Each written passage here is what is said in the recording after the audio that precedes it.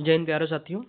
Plant pathology की आज अगली क्लास में हम लोग बैक्टीरिया के बारे में थोड़ा डिटेल में पढ़ेंगे। बैक्टीरिया क्या होता है, कितने प्रकार के होते हैं, उनकी हिस्ट्री क्या है, इसके फादर कौन है, किसने रिसर्च किया, सब कुछ A to Z पढ़ेंगे।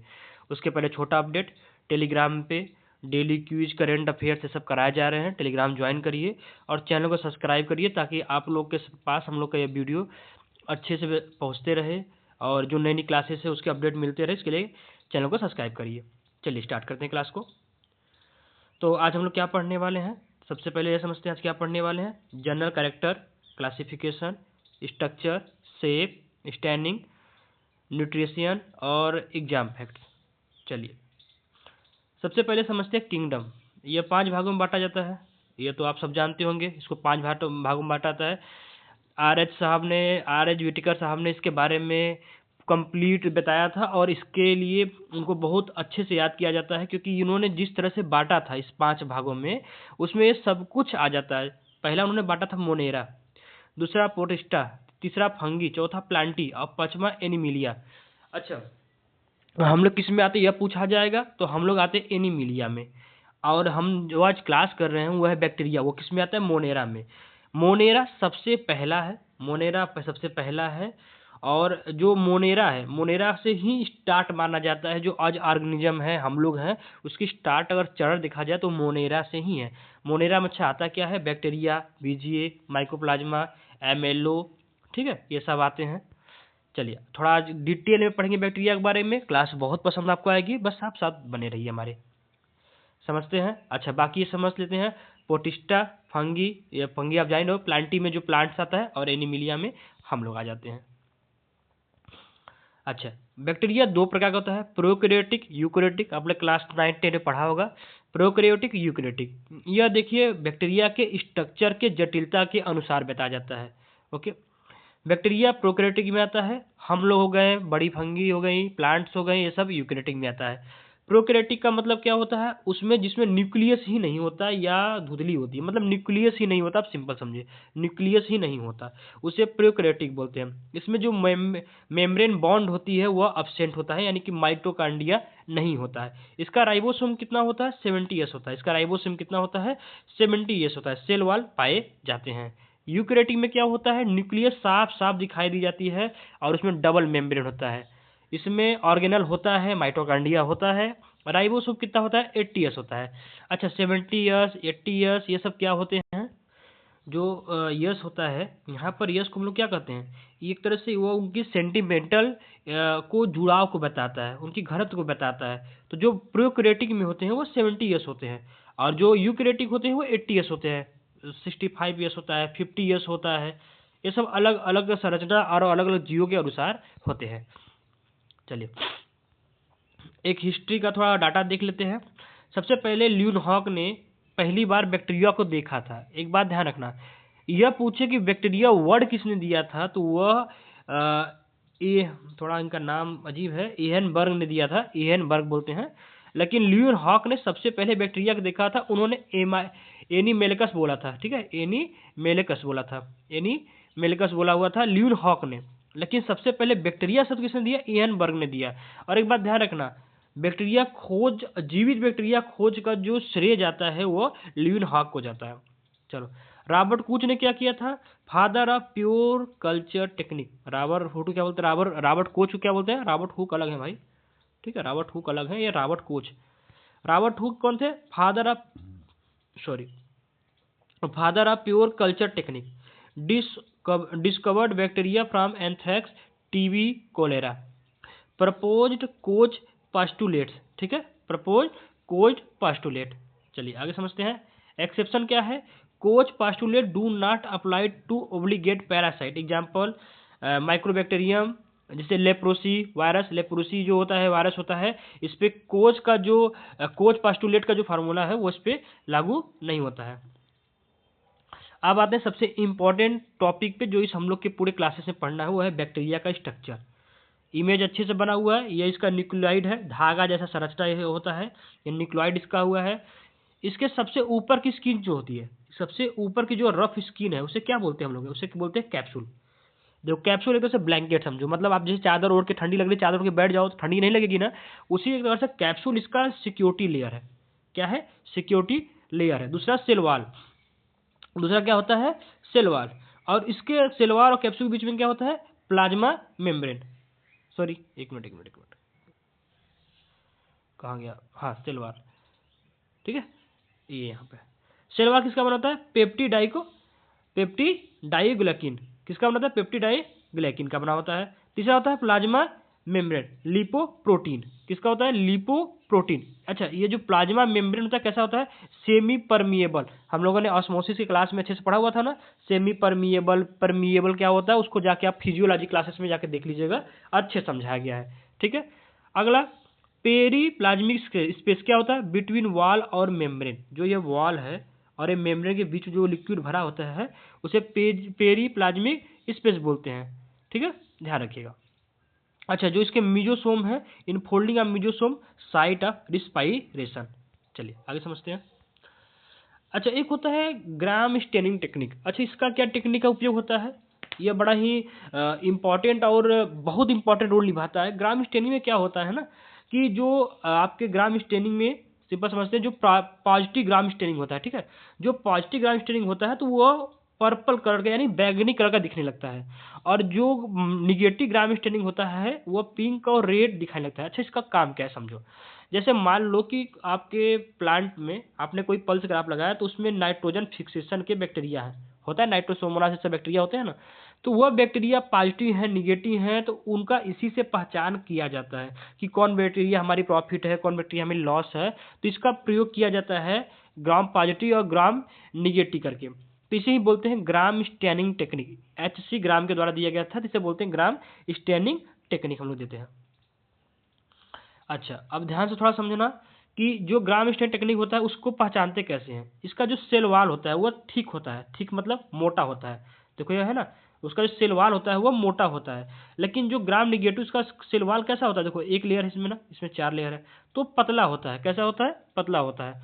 इसमें पेप्टिडोग्लाइकन कितना कैसा होता है? हाई होता है, बहुत हाई होता है, और इसमें लो होता है। इसका दो ही पहचान है, पहला सेल वाल देखना और दूसरा इसका पेप्टिडोग्लाइकन देखना, बस यही दो देखना, और कुछ इसमें पूछा नहीं जाता। ज़्यादा यही पूछा जाता है कि ग्राम पॉजिटिव और ग्राम निगेटिव का कलर पूछा जाता है। ग्राम पॉजिटिव जो कलर होता है पर्पल हो जाता है, और ग्राम निगेटिव कलर रेड और येलो हो जाता है, और कुछ नहीं। शेप ऑफ बैक्टीरिया के बारे में, बैक्टीरिया कई आकार के होते हैं, ये ज़्यादा इंपॉर्टेंट नहीं है, पर थोड़ा एक कैप्सूल वाला याद, कोकस वाला याद रखना कि जो कोकस वाला होता है यह स्मॉलेस्ट साइज का होता है, लेकिन रेजिस्टेंट बहुत ज़्यादा होता है, बहुत ज़्यादा रेजिस्ट करता है कहीं पर भी। और दूसरा बेसिलस, बेसिलस का जो होता है सबसे ज़्यादा स्पोर पाए जाते हैं, स्पोर के टाइप में पाए जाते हैं, या राउंड शेप्ड होते हैं, इस तरह के से होते हैं ये लोग, ठीक है, ओवल टाइप के होते हैं। तीसरा होता है वाइब्रो, ये कामा जैसा ऐसा ऐसा वाला बैक्टीरिया एक्सरसाइज ऐसे ऐसे होता है, इसका होता है। और चौथा है स्पाइरलम, धागा जैसा, ठीक है। सबके एग्जाम्पल देख लेते एक बार है। कोकस का एग्जाम्पल क्या है? डाइपोकोकस, पेनुमोनिया और इकोली। बैसिलस का तो आप सबने जाना ही होगा, एंटीबायोटिक सबसे पहला बनाया गया था इसका, इकोली का ही। और बैसिलस एंथ्रेक्सिस, ये तो आप लोगों ने बहुत पढ़ा होगा, मतलब एग्रीकल्चर में कॉमन इसका है। स्पाइरलम का भी अपने कहीं ना कहीं एग्जाम्पल पढ़ा ही होगा, टेफोनेमिना। और बाइब्रोकोलेरा, इसका भी बाइब्रो का पढ़ाई होगा। सबसे ज़्यादा इंपॉर्टेंट अगर कहें तो बैसिलस का है, और सबसे ज़्यादा रजिस्ट करने वाली बात पूछा तो कोकस है। बस दो इसको याद रखो, एग्जाम्पल के साथ याद रखना। अच्छा, सबसे इंपॉर्टेंट है फ्रेजिला। जैसे मान लो ये तुम्हारा बैक्टीरिया है, तो इसके पीछे से इसी से होता है। ये फ्रेजिला करता क्या है? ये लोकोमोटिव काम करता है। लोकोमोटिव मतलब क्या होता है? इसको बढ़ने में, चिपकने में यह काम करता है, ठीक है, यह कहीं चिपकाने में, इसके आगे बढ़ने में बैक्टीरिया के यह फ्रेजिला काम करता है। समझते हैं? ये कई प्रकार के होते हैं। एंटीगोज, इसमें फ्रेजिला नहीं पाए जाते हैं। दूसरा होता है मोनोटिकस, सिंगल फ्रेजिला होता है, जैसे ज़ैंथोमोनास में। ज़ैंथोमोनास जानते हो ना, सिट्रस में कैंकर करता है, ठीक है। एम्फीटाइकस, वन, दोनों तरफ ऐसे ऐसे फ्रेजिला इसके होता है, ठीक है। और अगला होता है लोफोटिकस, यह टफ एट वन एंड, एक तरफ बहुत सारे होंगे, बाकी तरफ क्लियर रहेगा। और एक होता है पेप्टिकोकस, इसके चारों तरफ फ्रेजिला होता है, जैसे ई कोली में। ई कोली के बारे में जानते हो ना, बैक्टीरिया होता है, बहुत फेमस बैक्टीरिया है, जिसके बारे में सबसे पहले रिसर्च किया था, एंटीबायोटिक बनाया गया था, ई कोली। चलो, स्पेशल स्ट्रक्चर एंड इंक्लूजन देखते हैं। पीली, हेयर लाइक अपेंडिस, ठीक है। प्लाज्मिड, इसके बारे में थोड़ा ध्यान रखना। एक्स्ट्रा क्रोमोसोमल जो तुम्हारे एफ प्लाज्मिड जो थोड़ा आपके फर्टाइल काम करते हैं, और आर प्लाज्मिड। भगवान ने उसको थोड़ा सा एक प्लाज्मिड अलग से भी दे दिया है कि आप जो रेजिस्टेंट आपका बना रहे, आपके पास एंटीबायोटिक्स बना रहे, तो उसे आर फैक्टर बोलते हैं। ठीक है। स्टोरेज ग्लाइकोजन जैसा स्ट्रक्चर इसमें स्टोरेज होता है, और एल फॉर्म यानी Lister forms bacteria without cell wall. ये आपके 4 स्पेशल स्ट्रक्चर होते हैं बैक्टीरिया के, बस ध्यान रखिएगा। अगला इंपॉर्टेंट टर्म है बैक्टीरिया का न्यूट्रिशन। देखो अब कोई भी है बैक्टीरिया तो उसकी न्यूट्रिशन जरूरी है, कोई भी कुछ भी हो उसमें न्यूट्रिशन सबसे जरूरी है। एक होता है फोटो ऑटोट्रॉप्स। फोटो मतलब प्रकाश, ठीक है, फोटो का मतलब प्रकाश, ऑटोट्रॉप्स का मतलब अपने से। तो यह लाइट एनर्जी का यूज करता है। किसका यूज करता है? लाइट एनर्जी का यूज करता है। इसमें पिगमेंट प्रेजेंट होते हैं कैसे? ग्रीन पर्पल सल्फर बैक्टीरिया, ऐसे में green purple sulphur bacteria. Okay. Cyanobacteria, BGA was the first oxygenic. आप सबने सुना होगा कि एक बीजी होता है, ब्रू ग्रीन बीजी होता है, उसमें साइनोबैक्टीरिया पाया जाता है। ठीक है, आगे समझते हैं। केमिको ऑटोप्रस। देखो ये जो ये केमियो है, केमियोस होता है केमिस्ट वाला, मतलब जो केमिकल रिएक्शन के लिए काम किया जाता है। इसमें कोई पिगमेंट नहीं होता है। Use oxidation energy, important for nitrogen cycle. आप सबने सुना होगा नाइट्रोसोमोनास और नाइट्रोबैक्टर के बारे में। तो इसमें जो बैक्टीरिया होते हैं उनका रिएक्शन चेन कैसा होता है? कीमियो ऑटोट्रॉप्स होते हैं। ये कैसे होते हैं? कीमियो ऑटोट्रॉप्स, यानी कि वो जो केमिकल होता है वो उसको चेंज करके अपने आप को एनर्जी देते हैं। एक बात ध्यान रखो, मैं थोड़ा ये समझाना भूल गया कि ये जो ऑटोट्रॉप्स करते हैं ना, ये 2 काम करते हैं। एक तो आपके इन्वायरमेंट के लिए बहुत बढ़िया होते हैं, इन्वायरमेंट के लिए बहुत बढ़िया होते हैं, ये इन्वायरमेंट का बैलेंस बना के चलते हैं। और दूसरा आपका जैसे यहाँ पर देखो केमियो में क्या हो गया कि यह नाइट्रोसोमोनास NO2 और NO3, तो नाइट्रोसोमोनास जो बैक्टर है और नाइट्रोबैक्टर जो है, ये दोनों क्या कर रहे हैं? आपका जो नाइट्रोजन साइकिल को बनाए रखे हैं, इस तरह से फास्फोरस साइकिल को बनाए रखे हैं। तो एक तरह से इन्वायरमेंट को भी फायदा दे रहे हैं और एग्रीकल्चर को भी फायदा दे रहे हैं। ठीक है। नाइट्रोसोमोनास में क्या होता है? अमोनिया को नाइट्राइट में बदलता है, सबसे मेन काम होता है। और नाइट्रोबैक्टर क्या करता है? नाइट्राइट को नाइट्रेट में बदलता है, यानी कि फिर से उसके बाद गैसियस फॉर्म में चेंज हो जाता है नाइट्रोजन। तीसरा हेटेरोट्रॉप्स। ठीक है, ध्यान रखो हेटेरोट्रॉप्स में 2 टाइप्स के होते हैं, एक होता है स्पेरोफाइट्स, एक होता है पैरासाइट्स। ये दोनों ही एक तरह से समान ही हैं, दोनों ही समान ही हैं, बस एक जगह डिफरेंस करते हैं। क्या डिफरेंस करते हैं? स्पेरोफाइट्स जो होते हैं वो डेड मैटर पे ही अपने आप को सर्वाइव करते हैं, लेकिन जो पैरासाइट्स होते हैं वो लिविंग होस्ट पे सर्वाइव करते हैं। बात समझे मेरे?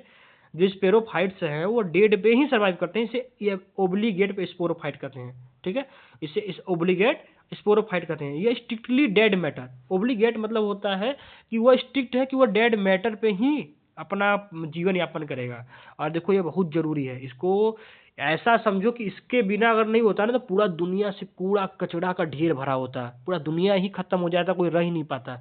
इन्हीं की देन है कि जो भी गंदगी होती है उसको समाप्त कर देते हैं, क्योंकि जो कुछ भी आप गंदगी चाहते फेंकते हैं, धीरे धीरे बैक्टीरिया उसको खा पी के चटपट करके खत्म कर देते हैं, उसको नष्ट कर देते हैं, ताकि आपका इन्वायरमेंट बैलेंस बना रहे।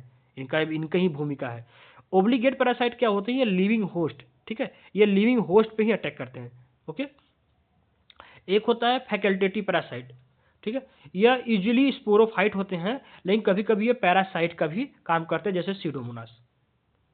एक होता है फैकल्टी स्पोरोफाइट्स, ये यूजुअली पैरासाइट्स होते हैं, लेकिन कभी कभी यह डेड मैटर पे भी हमला करते हैं। 4 प्रकार के होते हैं, ध्यान रखना। Obligate sporophyte, obligate parasite, facultative parasite, facultative sporophyte, 4 प्रकार के होते हैं। ओब्लिगेट स्पोरोफाइट क्या करता है? ओब्लिगेट स्पोरोफाइट क्या करता है? देखो ओब्लिगेट स्पोरोफाइट, ओब्लिगेट पैरासाइट, ये स्ट्रिक्ट होता है। ओब्लिगेट का मतलब होता है कि स्ट्रिक्टली, इच्छात्मक नहीं होता है, मतलब एकदम फिक्स है।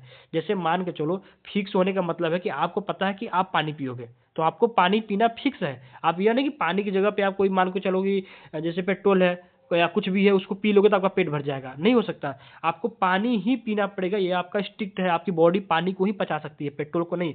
उसी तरह से ओब्लिगेट का मतलब होता है कि आप फिक्स हो।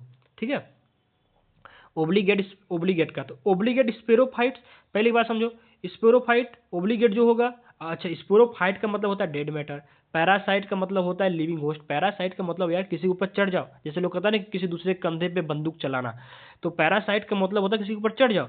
तो अगर ओब्लिगेट स्पेरोफाइट है तो इसका मतलब क्या हुआ, वह स्ट्रिक्टली डेड मैटर पे ही काम करेगा। ओब्लिगेट पैरासाइट है क्या मतलब, स्ट्रिक्टली वो लिविंग होस्ट पे ही काम करेगा। लेकिन अगर फैकल्टेटिव है, फैकल्टेटिव मतलब इच्छात्मक, मतलब मेरा मन है तो मैं वेज भी खाऊंगा, मेरा मन है तो मैं नॉन वेज भी खाऊंगा, मेरी मर्जी। तो यहाँ पर मेरी मर्जी क्या होती है कि कभी कभी वो स्पोरोफाइट की तरह बिहेव करता है, लेकिन कभी कभी वो पैरासाइट का भी बिहेव करता है, जैसे कि सीडोमोनास, ठीक है। और फैकल्टेटिव स्पेरोफाइट्स में कौन होता है, जैसे ट्यूबरोक्लोसिस। बस इतना बार समझा दी, उम्मीद अब समझ गए होंगे आप लोग। चलो एक छोटा सा और बचा हुआ है, इसको एक रिवीजन में देख लेते हैं। पहला, सेल वॉल पेप्टिडोग्लाइकन का बना होता है। राइबोसोम प्रोकैरियोट्स का मतलब बैक्टीरिया कितना होता है, 70 ईयर्स होता है। स्मॉलेस्ट बैक्टीरिया कौन है, डाइलिस्टर है। स्मॉलेस्ट बैक्टीरिया कौन है, डाइलिस्टर है। Periplasmic space function lysosome, okay. और फ्रेजिला, जो कि सबसे ज़्यादा फेमस फ्रेजिला किसका है, इकोली का है। कैसा है, पेटिकोकोकस। यही पूछता है इससे कि सबसे या इस तरह से पूछ देगा कि किससे बहुत सारे ढेर सारे फ्रेजिला निकले होते हैं, यह पूछ देगा चारों तरफ निकले होते हैं, या यह पूछ देगा कि कोली का फ्रेजिला टाइप कैसा होता है, यही पूछेगा। दो टाइप से क्वेश्चन पूछता है। Koch's postulate do not apply on lipid. और E coli in human instantly give vitamin B12 KE। मैंने बताया था ना, E coli in human intestine gives vitamin B12 E K और E। ओके, ई कोली जो है बहुत फायदेमंद है। Success is the sum of small efforts repeated day in and day out. दिन भर मेहनत करो, दिन खत्म होने के बाद फिर से मेहनत करना शुरू करो। Success is the sum of the small efforts. छोटे छोटे मेहनत करो, छोटे छोटे मेहनत करो भाई, एक दिन बड़ी मुकाम पाओगे। एक दिन में मुकाम पाने वाला जो इंसान सपने देखता है, उसे बस सो जाना चाहिए, क्योंकि उसमें सपने अच्छे दिखते हैं। जाके जो सपने देखता है वो मेहनत करता है। यही कहेंगे, आप सब लोग एफर्ट दीजिए, छोटे छोटे एफर्ट दीजिए। आज निकाल आपका मिशन, आपका सक्सेस, आपकी जॉब आपके हाथ में रहेगी। चलिए, चैनल को सब्सक्राइब करिएगा, टेलीग्राम का लिंक मिलेगा, ज्वाइन कर लीजिएगा। बहुत बहुत धन्यवाद।